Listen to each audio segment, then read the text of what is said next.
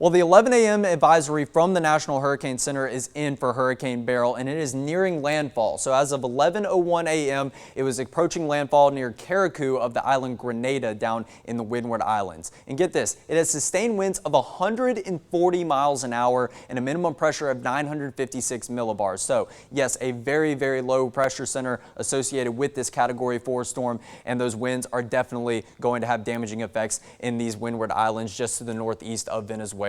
So that's where it is situated as of right now, and as of this latest advisory, we've seen an uptick in winds of about 10 miles an hour from 130 miles an hour up to 140 miles an hour. Pressure has gone down about a millibar or so, so still dealing with some substantial low pressure associated with this, but this is continuing to trek west-northwestward at 20 miles an hour into the Caribbean Sea. Now, over the next couple of days, you can see it maintains this Category 4 status as it treks to the north of Venezuela and then starts to weaken into a Category 3, Category 2, and then eventually Category 1 hurricane as it interacts with wind shear that will create disorganization of the circulation within the storm. So, Category 1 hurricane by Thursday at 6 a.m. is what is forecasted, and winds down to 90 miles an hour, some 50 or so miles an hour less than what it currently does have. But a little bit of change from the last update. We were looking at Beryl to maintain its Category 2 status until it got over to the Yucatan Peninsula. So we're looking at more weakening before it gets to the Yucatan Peninsula, and then when it moves over land, as opposed to that warm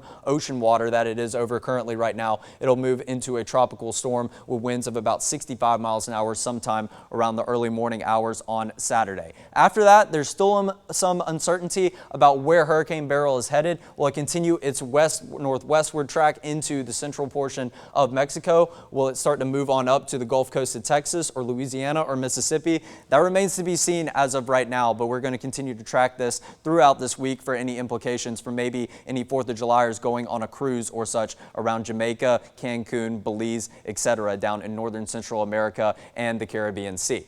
Now, with the 11 a.m. update, we have the remnants of Chris. So we had Tropical Depression Chris as of the 8 a.m. advisory. As this continues to move over land into the desert climate over here in central Mexico, this has broken apart, but still packing quite a punch with lots and lots of rain on that desert topography, and that is going to create flooding risk for many areas in east central Mexico as Chris continues to move on over. And worth noting that Beryl is expected to take the same path, so even more rain is expected to get dumped on this portion of Mexico over the next couple of days. And now we have another area of interest further back behind Beryl, following a very similar path. So over the next 3 days, a slim chance of development at about 30%, but over the next week, you can see 60% chance of development. So we're going to continue to monitor this low pressure system and see how it takes organization as it follows a similar path to Beryl and also interacts with that very, very warm Atlantic Ocean water. So Beryl, really, truly unprecedentedly strong storm for this early in hurricane season.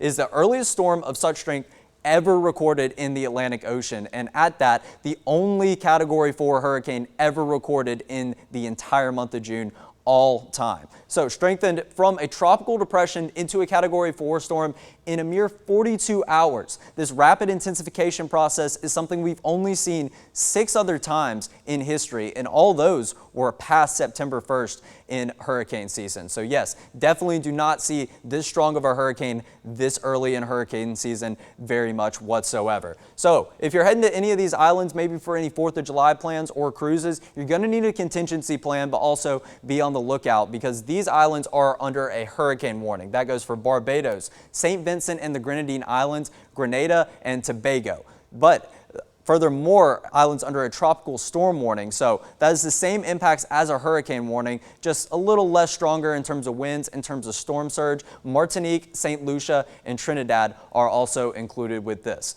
We're going to continue to get updates on Hurricane Beryl just about every hour and continuing to get updates on our outlook every 3 or maybe 6 hours or so. So continue to stay updated with us as we do get the updates here. But right now, Hurricane Beryl, a powerful Category 4 hurricane approaching landfall here in the next couple of minutes around the island of Grenada, and it is packing quite a punch.